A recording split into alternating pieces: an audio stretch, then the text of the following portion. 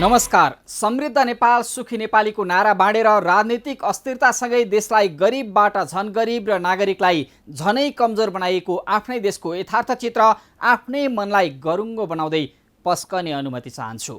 विगत 70 वर्षमा नेपाल दक्षिण एसियामा सबैभन्दा अस्थिर, अनिश्चित र राजनीतिक रूपमा तरल मुलुक बनाइयो। सन् 1948 देखि अहिलेसम्म संविधान मात्रै पनि 7 वटा बने। राजाले नियुक्त गरेका हुन् वा संसदले निर्वाचित गरेका कुनै पनि प्रधानमन्त्रीले निर्धारित कार्यकाल कहिल्यै पुरा गर्न पाएनन्। सन् 1951 देखि 2021 सम्म प्रत्यक्ष शासन गर्ने कार्यकारी राजासहित मुलुकले 51 वटा प्रधानमन्त्री पायो। औसतमा प्रत्येक 16 महिनामा एकजना प्रधानमन्त्री फेरिए। यही अवधिमा छिमेकी भारतमा 16 जना, पाकिस्तानमा 26 र बङ्गलादेशमा 21 जना मात्र प्रधानमन्त्री भए। राजनीतिक अस्थिरता र सशस्त्र द्वन्द्वले नेपालको घरेलु मामिलामा बाह्य राज्य र गैर राज्य पक्षहरूलाई आकर्षित मात्रै गरेन, सत्तामा पुग्नहरूलाई गुहार्ने राजनीतिक संस्कारले सिङ्गो देशलाई नै कमजोर बनायो र बनाइरहेको छ। नेपाली सेनामा 3 दशकभन्दा बढी सेवा गरी अवकाश भएका उपराथी पूर्ण सिलवालले लेखेको नेपालको अस्थिरताको रहस्यबाट लिएको यो सारांश हाम्रै देशकै यथार्थ चित्र हो। नेपालमा 7 दशकदेखि निरन्तर जारी राजनीतिक अस्थिरताको चक्रव्यूह र यसले आर्थिक, सामाजिक, कूटनीतिक र राष्ट्रिय हितमा पारेको प्रभावले विदेशी शक्तिको प्रभाव बढाएको छ। नेपालको राष्ट्रिय हित कमजोर बनाएको छ। जनताको आकांक्षा, रोजीरोटी, देश विकास, आर्थिक सम्पन्नता नेताहरूका लागि फगतका गफ जस्तै बनेका छन्। विदेशबाट नेपाल फर्कदा जुन देशबाट फर्के पनि नेपालमा त्योभन्दा गरिब छ, उस्तै पिछडिएको छ भन्ने महसुस एयरपोर्टदेखिका यात्राबाट नै नेपाली र विदेशी सबैले गरिरहेका छन्। राष्ट्रिय सुरक्षाको हिसाबले पनि कमजोर, वैदेशिक हस्तक्षेप पनि त्यत्तिकै, गरिबी पनि त्यत्तिकै। किन यस्तो भइरहेको छ मेरो देश? हरेक नेपालीले एकपटक गम्भीर भएर सोच्ने बेला आएको छ। यहाँ नेकपाको गठनदेखि विघटनसम्म शक्ति, सत्ता र स्वार्थ जोडिएको छ।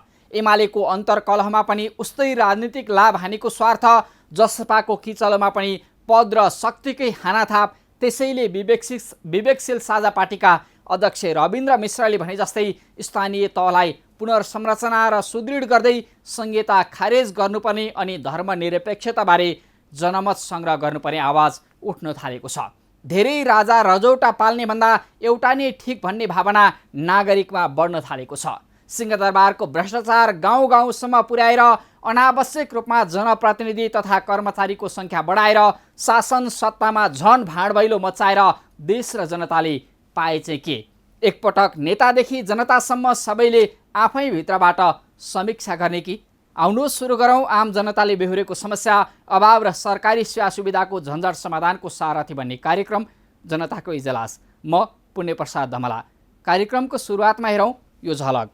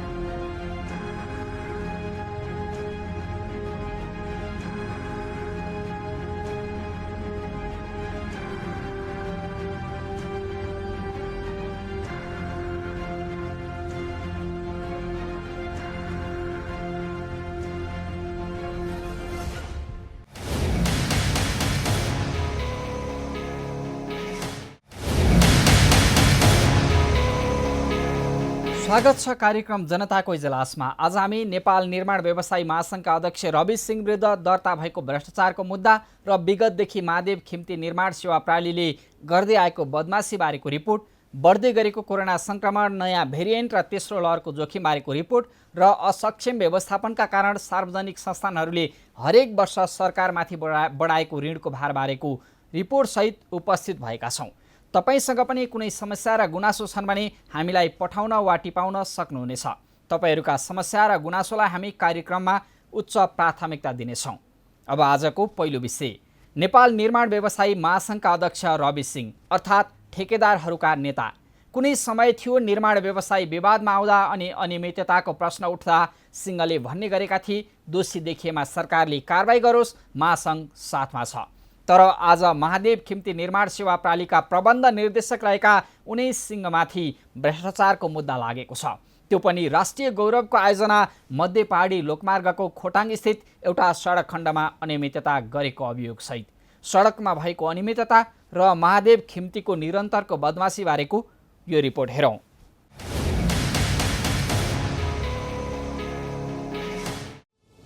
सडक, पुल तथा पूर्वाधार विकास आयोजनामा अनियमितता र ढिलासुस्ती नभएका घटनाहरू निकै नै कम छन्।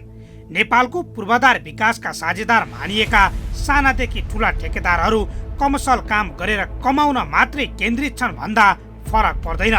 हो, नेपालमा विकास निर्माणका ठेक्कामा कालिका कन्स्ट्रक्सनका विक्रम पाण्डे, पप्पू कन्स्ट्रक्सनका हरिनारायण रौनियार, लामा कन्स्ट्रक्सनका जीव छिरिङ लामा, स्वच्छन्द निर्माण सेवाका जयराम लामिछाने, शर्मा एन्ड कम्पनीका रमेश शर्मा, रसुवा कन्स्ट्रक्सनका मोहन आचार्यको सिन्डिकेटले अनियमितता र भ्रष्टाचार बढाइरहेको छ र यी ठेकेदार कम्पनीहरू बारम्बार अनियमितता र कमसल काम गरेको अभियोगमा विवादित र बदनाम बन्दै आएका छन्।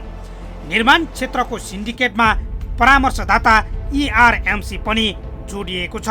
यति मात्रै होइन, कुनै समय भ्रष्टाचार, अनियमितता र कमसल काम गर्ने ठेकेदारहरूमाथि सरकारले कारबाही गर्दा नेपाल निर्माण व्यवसायी महासङ्घ साथ दिन तयार छ भन्दै अभिव्यक्ति दिने। यति मात्रै होइन, कुनै समय भ्रष्टाचार, अनियमितता र कमसल काम गर्ने ठेकेदारहरूमाथि सरकारले कारबाही गर्दा नेपाल निर्माण व्यवसायी महासङ्घ साथ दिन तयार छ भन्दै अभिव्यक्ति दिने महासङ्घकै अध्यक्ष रवि सिंह विरुद्ध नै यति बेला अख्तियार दुरुपयोग अनुसन्धान आयोगले मुद्दा दायर गरेको छ। रवि सिंहले लोकप्रियताका लागि विगतमा दिएको यो अभिव्यक्ति पनि एकपटक सुनौ। निर्माण क्षेत्रमा सिन्डिकेटै छ। होलसेलमा 10-12वटा एजेन्टको रूपमा चाहिँ 10-12वटा कम्पनीले काम गरेको छ। राज्यको उपल्लो निकायमा बसेका अधिकारीहरूसँग संरक्षण प्राप्त, राज्यको पार्टीको आशीर्वाद प्राप्त, सरकारको आशीर्वाद प्राप्त केही निर्माण कम्पनीहरूको हातमा चाहिँ नेपालको निर्माण कामहरू उहाँहरूले प्राप्त गर्ने र उहाँहरूले अन्य सब कन्ट्र्याक्टहरूलाई सिर्जना गरेर सब कन्ट्र्याक्टहरूलाई दिँदै जाने, जसले गर्दाखेरि जिम्मेवारीपूर्वक ती आयोजनाहरू सम्पन्न नहुने अवस्था। तोकिएको गुणस्तरमा काम गर्ने हो। तोकिएको गुणस्तरमा काम नहुँदाखेरि चाहिँ निर्माण व्यवसायहरू कारबाहीको भागीदार हुनुपर्छ। तर त्यो तोकिएको गुणस्तर नै आवश्यकताभन्दा कम गुणस्तरको छ भने चाहिँ त्यसमा चाहिँ त्यसको कन्सल्ट्यान्टहरू बनाउन लाउने निकायहरू बढी जिम्मेवार हुन्छ।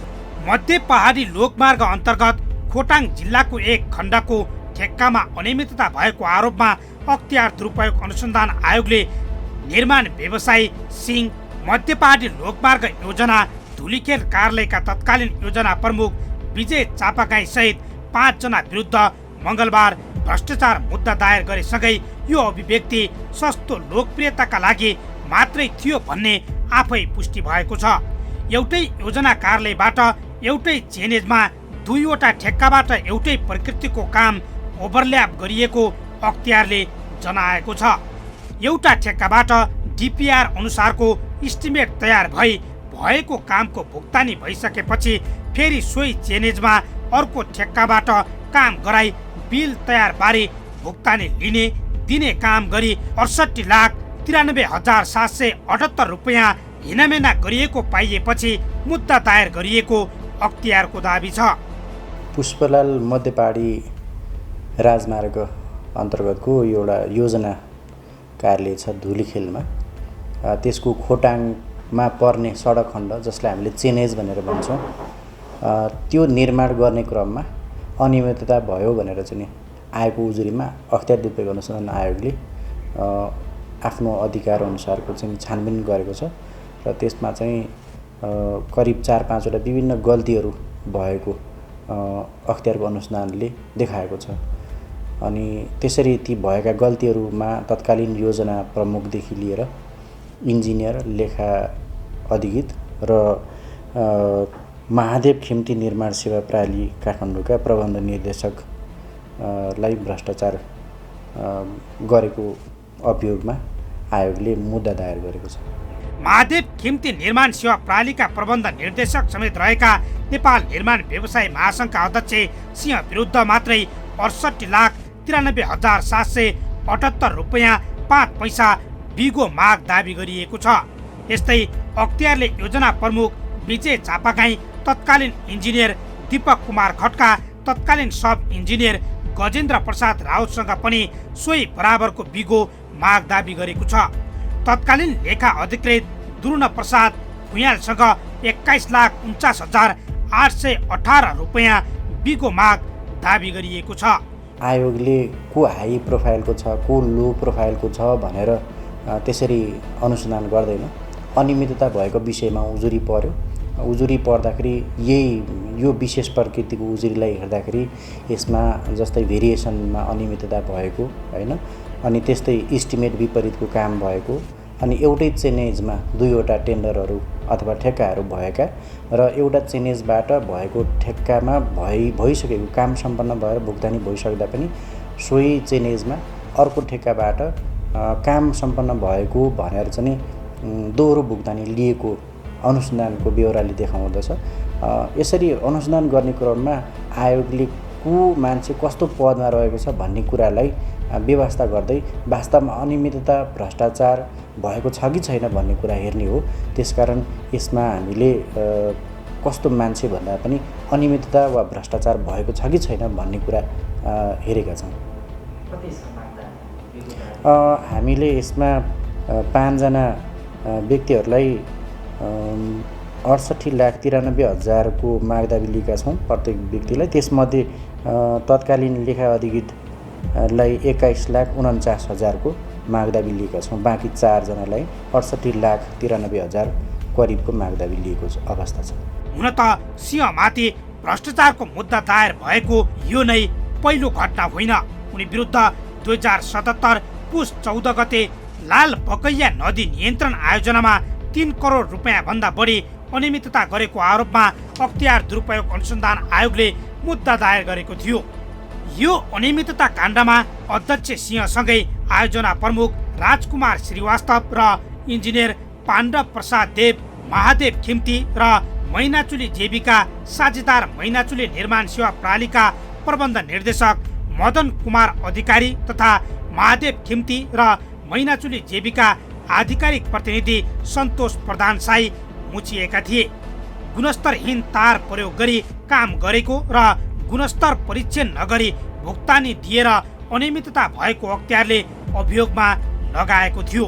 यो आयोजनामा 3,65,09,465 रुपैयाँ अनियमितता गरेको खुलेको थियो। झापाको कन्काई नदीमा पुल बनाउन पप्पू कन्स्ट्रक्सनसँग मिलेर सिंहको महादेव खिम्ती निर्माण सेवाले ठेक्का लिएकोमा यहाँ पनि 4 वर्षमा सकिनुपर्ने काममा 10 वर्षसम्म समेत आधा मात्रै पुरा गरेर बदमासी गरिएको छ। 4 वर्षभित्र सम्पन्न गर्ने गरी 2068 जेठमा सिंहको महादेव खिम्ती र पप्पू कन्स्ट्रक्सनले 34 करोडमा ठेक्का लिएको यो पुलको प्रगति 1 दशकसम्म 49% मात्रै छ। 724 मिटर लम्बाइको पुल समयमा बनाउन नसकेर अलपत्र पारेको सिंहकै कम्पनीले अर्को कम्पनी मैनाचुलीसँग मिलेर ओली सरकारको पालामा इनरुवा काकडभिट्टा रेल मार्ग निर्माणमा 2 अर्ब 10 करोडको ठेक्का हत्याउने प्रयास गरेको थियो। हुलाकी राजमार्ग अन्तर्गत कन्काई नदीमा गौरीगञ्ज र झापा गाउँपालिका जोड्ने पुल 2072 जेठ मसान्तभित्रै निर्माण भइसक्नुपर्ने भए पनि अहिलेसम्म पुलका पिल्लर बनाउने बाहेक अरू काम हुन सकेको छैन। सिंहसँग सहकार्य गरिरहेको पप्पू कन्स्ट्रक्सनले देशैभर दर्जनौं आयोजना अलपत्र पारेपछि सरकारले कालो सूचीमा राखेपछि अहिले महादेव खिम्तीले मात्रै यी ठेक्का आयोजनाको काम गरिरहेको छ। तर सिंहले मैनाचुली निर्माण सेवा लगायतका ठेकेदार कम्पनीलाई पेटी ठेक्का दिएर गुणस्तरहीन कामलाई बढावा दिँदै आएको पाइएको छ।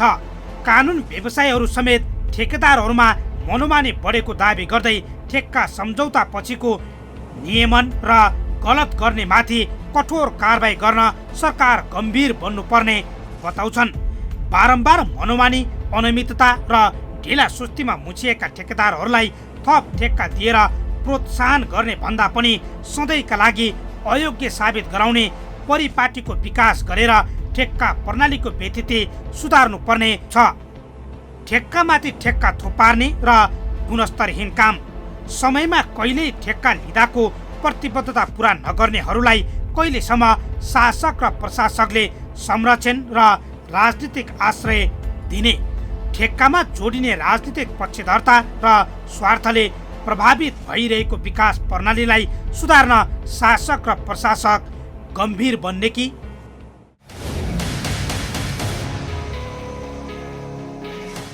ठेक्कापट्टाका क्रममा गरिएका शर्तनामा कहिल्यै पुरा नगर्ने अनि जतिसुकै ढिलासुस्ती गरी पनि हुने ठेकेदारी प्रवृत्ति सच्चिनुपर्छ। अनियमितता र बदमासीमा मुछिएका ठेकदार कम्पनी र नेतृत्वकर्तालाई कारबाहीको साटो उल्टै थप ठेक्का दिएर पुरस्कृत गर्ने शासक प्रशासक नसचिँदासम्म हाम्रो विकास प्रणाली प्रभावित भइरहनेछ। कामचोर ठेकेदारमाथि नियमन र कारबाही गर्न सरकार गम्भीर बनोस्, हाम्रो खबरदारी जारी रहनेछ। अब आजको अर्को विषय, कोरोना महामारीको प्रकोपबाट हामीसँगै विश्व प्रताडित भएको 1.5 वर्ष बित्दा पनि जोखिम कायमै छ। महामारी हट्ने होइन, घट्ने र बढ्ने क्रमले निरन्तरता पाउँदा पहिलो, दोस्रो हुँदै तेस्रो लहरको त्रास छ।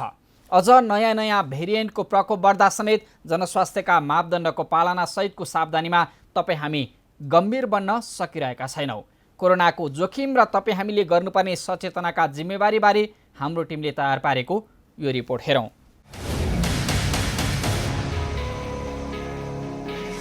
कोरोना संक्रमणको तेस्रो लहर आउने प्रक्षेपण गरेको स्वास्थ्य तथा जनसङ्ख्या मन्त्रालयले महामारी उच्च हुँदा उपचारका लागि आवश्यक सामग्रीको जोड गर्न भने खासै ध्यान दिन सकेको छैन। अहिले पनि अस्पतालमा दोस्रो चरणको महामारीका बेला जे जति संरचनाहरू विस्तार भएका थिए त्यतिमै सीमित देखिएका छन्। कोरोना महामारीको दोस्रो लहर नियन्त्रणमा नआउँदै दैनिक थपिने संक्रमितको संख्याले झनै जोखिम बढाएको छ। स्वास्थ्य तथा जनसङ्ख्या मन्त्रालयले असार 30 गते देशभरबाट सङ्कलन गरेको 47वटा नमुना जिन सिक्वेन्सिङका लागि भारत पठाउँदा सबै नमुनामा डेल्टा भेरिएन्ट देखिएकोमा 3वटामा डेल्टा प्लस म्युटेन्ट देखिएको छ। हालसम्म नेपालमा अल्फा, डेल्टा र कप्पा भेरिएन्ट फैलिएको छ, जुन बढी नै संक्रामक मानिन्छ। सरकारले सर्वसाधारणलाई जनस्वास्थ्यको मापदण्ड पालना गर्न र सम्भावित तेस्रो लहरको चुनौतीको सामना गर्ने गरी तयारी गर्न समेत मातहतका निकायलाई निर्देशन दिएको छ। सहर बजारमा बढ्दो भिडभाड हेर्ने हो भने सर्वसाधारणले दोस्रो लहरको कोरोना संक्रमणले पारेको भयावह स्थितिलाई चटक्कै भुलिसकेको जस्तो देखिन्छ। भिडभाड जन्य क्रियाकलापहरू सामान्य अवस्थामा जस्तै अहिले देख्न सकिन्छ। यो हेरौँ।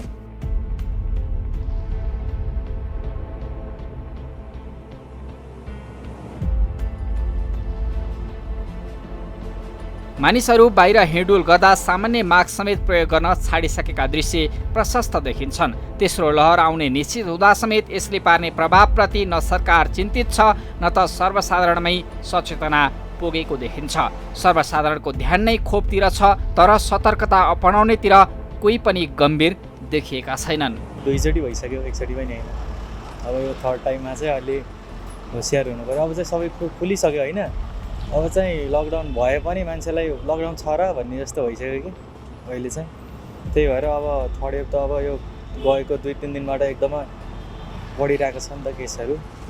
त्यही भएर अब पहिलाको के गल्ती भयो होइन, त्यसलाई नै हेरेर सुधारेर अनि अब यो लकडाउन खुकुलो भन्दा पनि अब त्यसलाई कन्स्ट्रिक्ट गर्नु पर्यो होइन। अब कसरी हुन्छ त्यो पुरै बन्द गर्नु पनि मिलेन होइन। पहिलो लहरमा लकडाउन खुलेपछि मानिसले जे जति गल्ती गरे अहिले पनि त्यही गल्ती दोहोऱ्याउँदा संक्रमण बढिरहेको जनस्वास्थ्यविद डाक्टर रविन्द्रनाथ पाण्डे बताउँछन्। पछिल्ला दिनमा संक्रमणको संख्या बिस्तारै उकालो लाग्दै जानु र फेरि पनि संक्रामक भाइरस सक्रिय हुँदै जानुले आगामी दिनमा थप चुनौतीपूर्ण अवस्था आउन सक्ने निश्चित भएको पाण्डे बताउँछन्। जस्तो दोस्रो लहरको बेलामा जुन डेल्टा भेरिएन्टले नेपालमा निकै क्षति गर्यो र यो तेस्रो लहरमा पनि डेल्टा भेरिएन्ट र यसबाट चाहिँ म्युटेसन भएको प्रजातिहरू को चाहिँ लहर चल्ने हो। र हामीले अहिले डाटा हेर्ने हो भने अस्ति र हिजोको डाटा हेर्ने हो भने सङ्क्रमण चाहिँ उकालो लागिरहेको छ र आइसियुमा चाहिँ भएका सङ्क्रमितको सङ्ख्या भेन्टिलेटरमा भएको हेर्ने हो भने पनि अहिले चाहिँ अधिकांश अस्पतालमा आइसियुहरू पनि पाउन गाह्रो हुने स्थिति आइसकेको छ। तर आम जनसमुदायले हामीले पोहोरको चाहिँ जुन हामीले चाहिँ दोस्रो लहरको मार खेप्नु पऱ्यो त्यसलाई हामीले बिर्सिसक्यौँ र अहिले पनि तपाईँले हेर्नुहुन्छ भने मान्छेले खोप लगाउन इन्ट्रेस्टेड छैन। त्यस्तै अब जनस्वास्थ्यको मापदण्ड पालनापट्टि जति जिम्मेवारी हुनुपर्ने हो त्यो चाहिँ सचेत वर्गमा पनि त्यो जिम्मेवारी पाइएको छैन। मान्छेले मास्क लगाए पनि मास्क लगाउनु भनेको के हो भने कोरोना भाइरस सबैभन्दा धेरै हाम्रो शरीरमा जाने चाहिँ नाकबाट हो, त्यसपछि मुखबाट अनि आँखाबाट चाहिँ अलिक दुर्लभ रूपमै हो। त्यो भएको हुनाले हामीले यदि नाकलाई राम्रोसँग नछोपिकन मास्क लगाउँछौँ भने त्यो मास्कले काम गर्दैन। त्यो भएको हुनाले हामीले नाकमुनि लगाउने अथवा चाहिँ चिउडोमा लगाउने त्यो चाहिँ हामीले टोटली त्यो चाहिँ बन्द गर्नुपर्ने हुन्छ। र अब चाहिँ अवस्था कस्तो देखिएको छ भने तेस्रो लहर भनेर कुनै चाहिँ सुनामी आए जस्तो आउने होइन र यही सेकेन्ड जुन वेभ हो यही बढ्दै गएपछि त्यसलाई चाहिँ तेस्रो लहर भनिन्छ। त्यो भएको हुनाले हामी तेस्रो लहरमा प्रवेश चाहिँ गर्न थालेको सङ्केत चाहिँ देखिसकेको छ। त्यो भएको हुनाले अब हामीले के गर्नु पऱ्यो भने सरकारले चाहिँ दुईवटा काम गर्नु पऱ्यो अहिले तत्कालै। पहिलो भनेको चाहिँ हामी कहाँ स्टक भएको खोपलाई जतिसक्दो छिटो चाहिँ भ्याक्सिनेसन गर्नु पऱ्यो, लगाउनु पऱ्यो। अनि त्यसको साथसाथै अब एउटा चाहिँ कुटनैतिक लबिङ गरेर खोप उत्पादक राष्ट्रहरूसँग चाहिँ उच्च स्तरबाट चाहिँ कुराकानी गरेर अनि खोप जति सकिन्छ खोप ल्याउने त्यो वातावरण गर्नु पऱ्यो। सरकारले एउटा काम त्यो गर्नु पऱ्यो खोपको। दोस्रो काम भनेको हाम्रो देशमा चाहिँ हामीले पटक पटक भनेको हरेकचोटि भनेको तर सरकारले नगरेको काम के छ भने जनस्वास्थ्यको मापदण्ड पालना चाहिँ कुनै पनि सरकारले गराएको छैन। जस्तो चाहिँ नेपाल एउटा यस्तो देश हो, नेपालमा बाहेक विश्वका सबै देशमा हरेक चाहिँ भित्री बस्तीमा गल्लीमा चोकमा हरेक मान्छेहरू हुने ठाउँमा प्रहरीहरूको चाहिँ अनुगमन हुन्छ, निगरानी हुन्छ, त्यहाँ उनीहरूको पेट्रोलिङ हुन्छ, माइकिङ हुन्छ। जसले चाहिँ लापरवाही गर्छ उसलाई चाहिँ दण्ड जरिमानाको व्यवस्था हुन्छ र त्यसले गर्दाखेरि चाहिँ गरिब देशहरू जस्तो भियतनाम, कम्बोडिया यी यस्ता चाहिँ देशहरूमा समेत चाहिँ कोरोनाको कारण चाहिँ सङ्क्रमितको सङ्ख्या, मृतकको सङ्ख्या एकदमै कम छ भने हामीकोमा के छ भने गृह मन्त्रालयले चाहिँ यो हाम्रो काम होइन भन्ने सोच्छ। स्वास्थ्य मन्त्रालयले चाहिँ जनस्वास्थ्य मापदण्डमा स्वास्थ्य मन्त्रालयले चाहिँ अनुगमन गरेर त्यसपछि फाइन गर्न त सक्दैन। त्यो भएको हुनाले गृह मन्त्रालयको भूमिका चाहिँ बढाउनु पर्यो। संक्रामक रोग विशेषज्ञ डाक्टर शेरबहादुर पुनले जोखिम कायमै रहेको अवस्थामा निषेधाज्ञा खुकुलो भइसके जनस्वास्थ्यको मापदण्ड पालनामा लापरवाही भएका कारण संक्रमण बढेको बताउँछन्। संक्रमण बढ्नुमा राजनैतिक दल लगायत विद्यार्थी सङ्घ सङ्गठन पनि उत्तिकै दोषी रहेको उनको भनाइ छ। डेल्टा र डेल्टा प्लस भेरिएन्टले यसअघि संक्रमण नभएका व्यक्तिहरूमा जोखिम हुन सक्ने उनी बताउँछन्। यही संक्रमण कसैलाई के थाहा छैन, लाग्ने चाहिँ सबैलाई लाग्छ। अब यसको अनुसन्धानहरू भइरहेछ। नत्र त अब डेल्टा आफैमा डेल्टा भेरिएन्ट आफै त भेरिएन्ट अफ कन्सर्न हो नि त, त्यसको अलिकति छुट्टेको त हो। त्यसले गर्दाखेरि त्यो छुट्टै त्योभन्दा खतरा भनेर भन्नलाई चाहिँ सकिँदैन क्या। अहिले खतरा त यसो ओभरअल खतरा जस्तो अब एउटा ए भन्ने एकदम खतरा छ भने एबाट A.1 नयाँ A.2 आयो आउला होइन, यो यसो खतरा भने सबै एउटै त हो नि लगभग। त्यसरी हेर्नुपर्छ। यो जुन जमघट अथवा मान्छेहरू जुन बाहिर निक्लिरहेछ अहिले होइन, अनि जमघट पनि बढ्दै गइरहेछ। त्यो राजनैतिक होस् कि या अरू कुनै कारणले होस् होइन, अथवा खोपकै अभियानमा किन नहोस्, यसले चाहिँ सङ्क्रमितको सङ्ख्या पक्कै पनि बढाउन सक्ने सम्भावना छ। किनभने त्यहाँ धेरै मान्छे भेट पाएको हुन्छ र अब तेस्रो लहर अथवा अर्को लहरको चाहिँ सम्भावना मैले जहाँसम्म लाग्छ अहिलेको लागि हिजोको त्यो भेरिएन्टको त्यो नामहरू हेर्दा त पुरानै लाग्छ। त्यो पुरानोलाई निरन्तरता पाइरहेछ भन्ने कुरा देख्छु। सङ्ख्या अलिकति तलमाथि होला, तर दोस्रै लहर जस्तो आउनको लागि चाहिँ भेरिएन्टको स्वरूप नै परिवर्तन भएर त्यो भेरिएन्ट चाहिँ भेरिएन्ट अफ कन्सर्न जस्तो डेल्टा भेरिएन्ट जस्तै शक्तिशाली भयो भने चाहिँ त्यो आउने सम्भावना छ मैले देख्छु। यद्यपि अहिलेको भेरिएन्टहरू कसैलाई सङ्क्रमण हुन बाँकी रहेछ भने त्यो सङ्क्रमित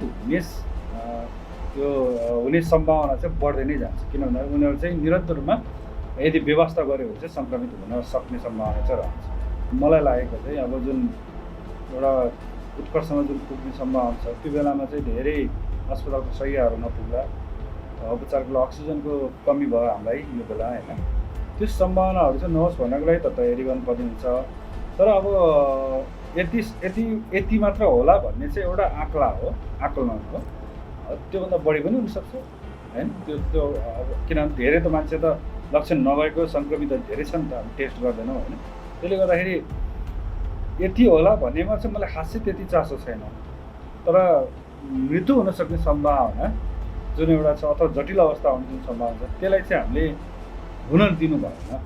हुन नदिनुको लागि चाहिँ भ्याक्सिन नै एउटा महत्त्वपूर्ण एउटा हतियार चाहिँ हामीसँग त्यही नै छ। हामी त्यसमा चाहिँ बरु ध्यान दिनुपर्छ। साथै प्रदेशका आपूर्ति व्यवस्थापन केन्द्रलाई कम्तीमा 1000 अक्सिजन सिलिन्डर भरेर राख्न मन्त्रालयले निर्देशन दिएको छ।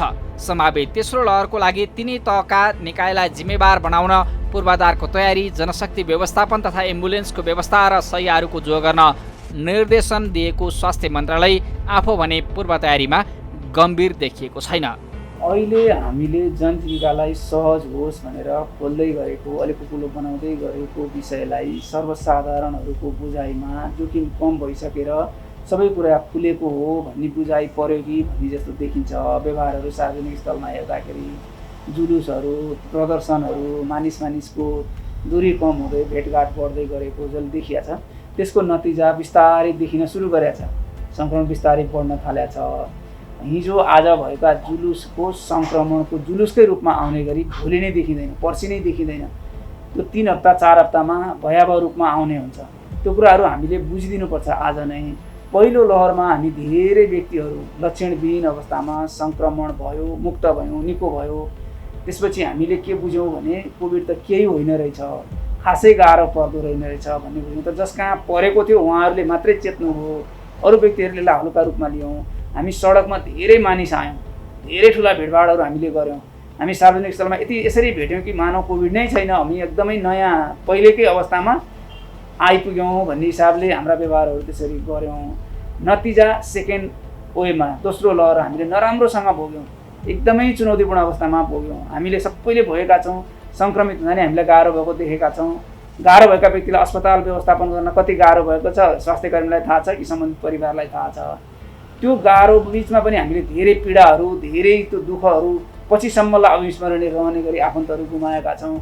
त्यो यथार्थ हामीले भोगिरहेको अवस्थामा अहिले हामी दोस्रो लहरबाट अहिले पनि दैनिक रूपमा 3000 को हाराहारी व्यक्तिहरू सङ्क्रमण पुष्टि भइराख्नु भएको छ देशभरिमा। यति हुँदै पनि यो महामारीमा हामीले जुन स्वास्थ्यका मापदण्डको उल्लङ्घन हुने किसिमका गतिविधिहरू बढायौँ भने यसको नतिजा हामीले दोस्रो लहरमा भोगे भन्दा भयावह हुनसक्छ। तेस्रो लहरमा हामी तेस्रो लहर नआओस् भन्नेतिर सचेत हुनुपर्ने छ। हाम्रा व्यवहारहरू त्यसै गरी लिएर जानुपर्ने छ, तर त्यो देखिँदैन व्यवहारमा।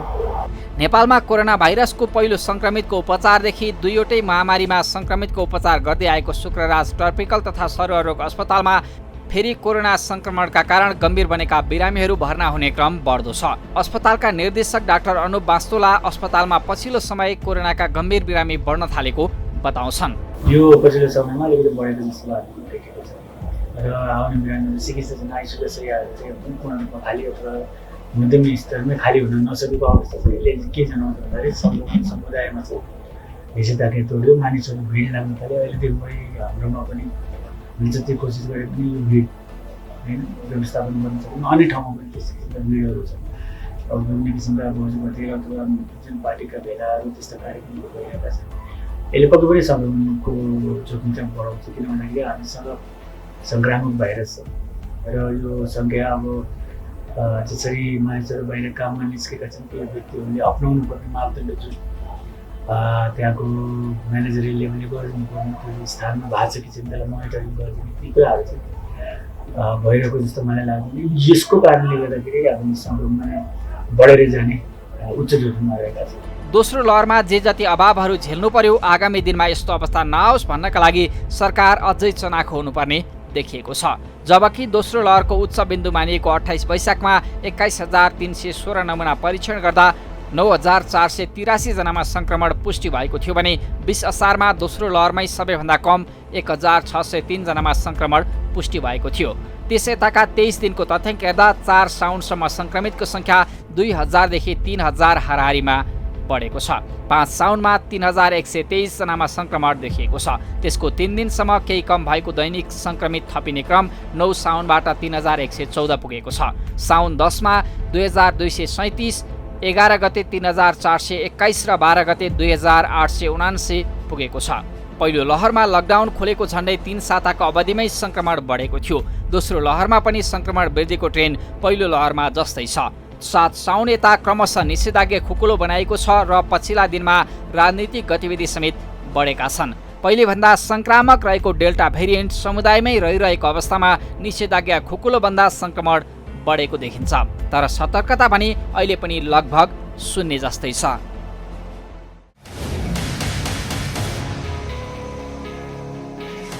कोरोनाको महामारीले कहिलेसम्म सताउने यसै भन्ने अवस्था छैन। यसबाट जोगिने एकमात्र उपाय नै जनस्वास्थ्यका मापदण्डको पालना र कोरोना विरुद्धको खोप नै हो।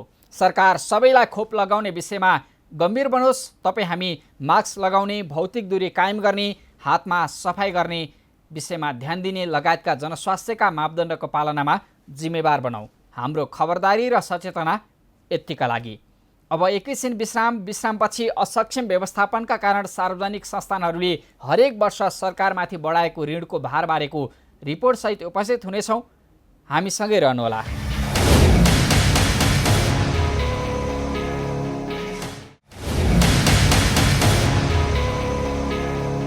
विश्रामपछि स्वागत छ। तपाईँ हेर्दै हुनुहुन्छ कार्यक्रम जनताको इजलास। हिजो सरकारी संस्थानहरू जनताको सेवामा मात्रै नभएर नाफा कमाउन समेत सक्षम थिए। सार्वजनिक संस्थानमा जागिर खानेहरू र त्यहाँका वस्तुको उपयोग गर्नेहरूले गर्व गर्थे। तर अहिले सार्वजनिक संस्थान सरकारलाई ऋणको भारी बोकाउने, सधैँ घाटामा चल्ने निकायका रूपमा परिचित छन्। राजनीतिक खिचातानी र असक्षम नेतृत्वका कारण सरकारका लागि सेतो हात्ती बनेका संस्थानहरूको अवस्थाबारेको यो रिपोर्ट हेरौँ।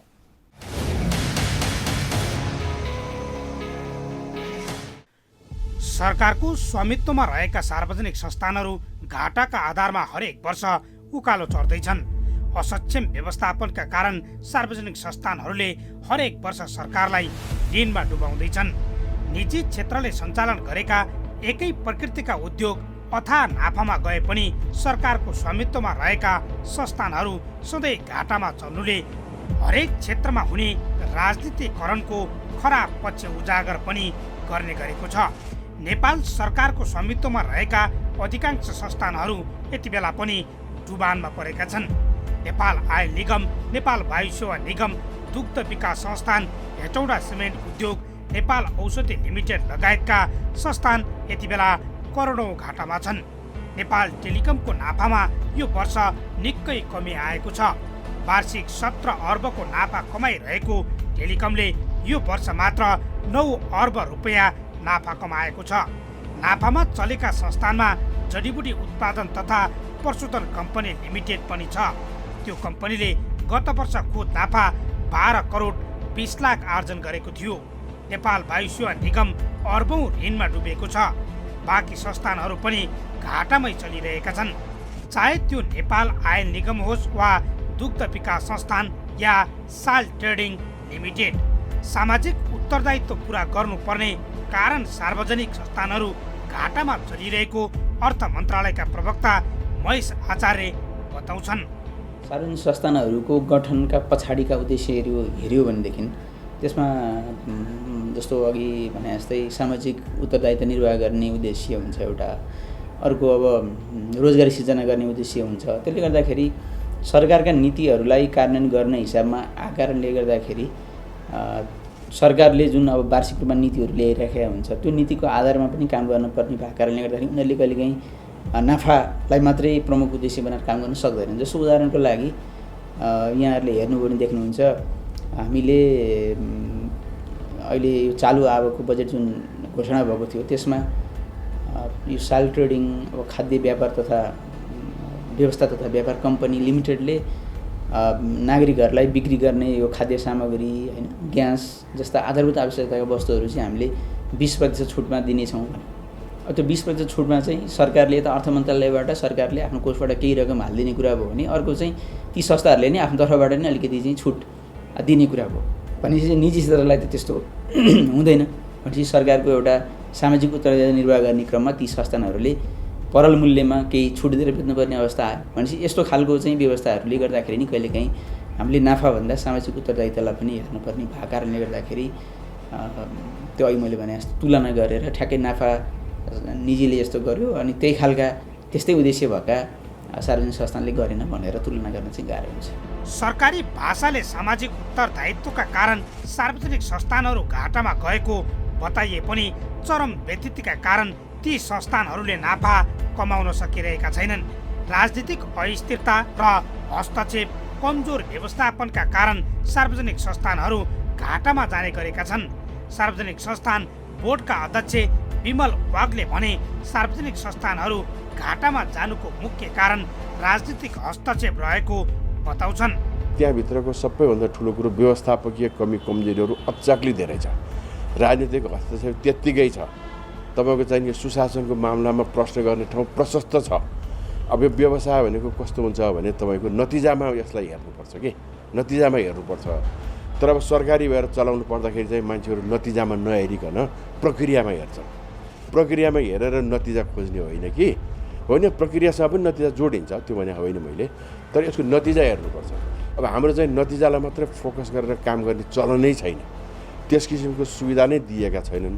त्यो दिएको अवस्थामा मात्र यो चल्न सक्छ। र अर्को एउटा चाहिँ हामीले चाहिँ बिर्सिनै नहुने कुरा के छ भने कुनै पनि संस्थान आफैमा नोक्सानमा जाने संस्थान एउटा पनि छैन। यो जातैले नोक्सान हुने होइन, तर यसलाई जसरी चलाउनु पर्छ त्यसरी चलाउन नसकेको कारणले यो नोक्सानीमा गएको हो। त्यसरी नोक्सानीमा गयो भनेर चित्त दुखाउनु भन्दा पनि यसलाई अब राम्रोसँग कसरी चलाउने भन्नेतर्फ ध्यान दिन सक्यो भने यो राम्रोसित चल्छ, यसो कुनै शङ्कै छैन। चाहिने भन्दा बढी कर्मचारी मात्र होइन, राजनीतिक हस्तक्षेपका कारण पनि संस्थानहरूले बेलामा निर्णय गर्न पाउँदैनन्। समयमा निर्णय मात्र होइन, संस्थानको लेखा प्रणाली पनि उनीहरूले ठिक तरिकाले नराख्दा अनियमितताको गन्ध समेत आउने गरेको छ। संस्थानहरूका कार्य सम्पादन चुस्त नहुँदा तथा निरन्तरको घाटा र कमजोर व्यवस्थापनले तिनीहरूको आर्थिक भार बढ्दै जाँदा समेत वास्ता गरिँदैन। संस्थानबाट प्राप्त प्रतिफल बढाउन व्यवस्थापन सुधार गरी व्यावसायिकता र दक्षता बढाउनु पर्ने हो।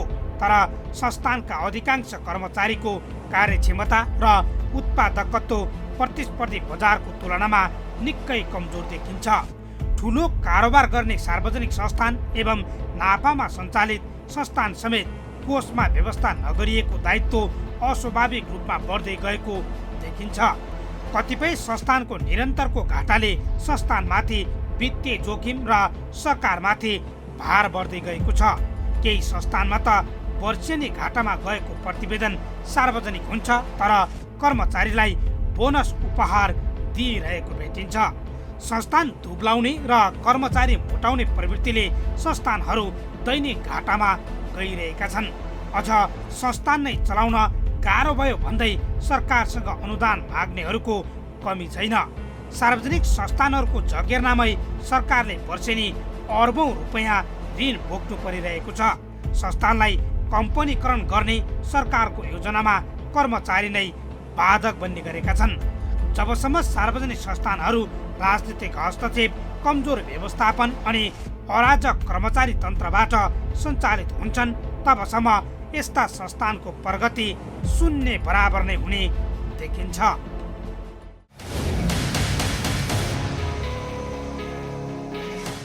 अर्थ मन्त्रालयले दाबी गरे जस्तो सामाजिक उत्तरदायित्व पूरा गर्नुपर्ने कारणबाट मात्रै सार्वजनिक संस्थानहरू घाटामा गएका होइनन्। नाफामा रहेका नेपाल टेलिकम र जडीबुटी उत्पादन तथा प्रशोधन कम्पनी बाहेकका अरू संस्थानहरू ऋणमा डुब्नुमा चरम राजनीति र असक्षम नेतृत्व नै मुख्य कारक हुन्। नेपाल आयल निगम, नेपाल वायुसेना निगम, दुग्ध विकास संस्थान, हेटौँडा सिमेन्ट उद्योग, नेपाल औषधि लिमिटेड, साल ट्रेडिङ लगायतका नाफा गर्न सक्ने संस्थान किन करोडौँ घाटामा छन् भन्ने खास कारण पहिचान गरेर निवारण खोज्न सरकार बेलैमा गम्भीर बन्ने कि यी र यस्ता कुनै पनि पीडा व्यथा र गुनासोमाथि कार्यक्रम जनताको इजलास मार्फत निरन्तर खबरदारी गरिरहनेछौँ।